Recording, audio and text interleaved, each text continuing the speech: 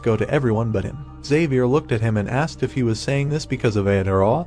Of course it was a shame to build something like this in some mermaid kingdom, but they had a treaty with them so nothing could be done. He looked at the guy when he said that there was another way. The hero smiled and said that he had figured out a way to take Aotearoa for himself and build it for them. Xavier frowned. The brunette asked why he was staring at him like a flounder, again thinking to himself that he was a bastard villain. Had he ever laid a finger on anyone? The knight remained silent. Lloyd turned away and said, well, yes, there were a couple of times, maybe even 3 or 4. They swam up to the mermaid kingdom. The queen said that her friends, the freak and the gentleman, were really able to collect all the rare ingredients for the treasure vault. She smiled and said that they provided them with everything they would need to build it. They could also accommodate all the inconveniences of their kingdom. Lloyd bowed and thanked her. He said that they would do their best. It was a great honor for him to build this structure for a kingdom that traces its history back to myths. A tear fell to the floor. The mermaid queen frowned and asked why he suddenly cried so bitterly. Lloyd began to sob. He wiped away his tears and said that again there would be no merit for them. She replied that this was not true. They were good friends of their heroes. If they only told them about any of their problems, they would definitely help them.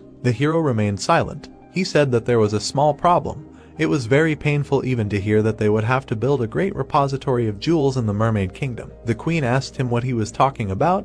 They had originally agreed that the repository would be built on their Earth. Xavier looked at the hero when he said that he didn't mean that. Once the construction was completed, he looked ahead and said that the scoundrels blinded by their greed would try to appropriate the jewels for themselves and declare war.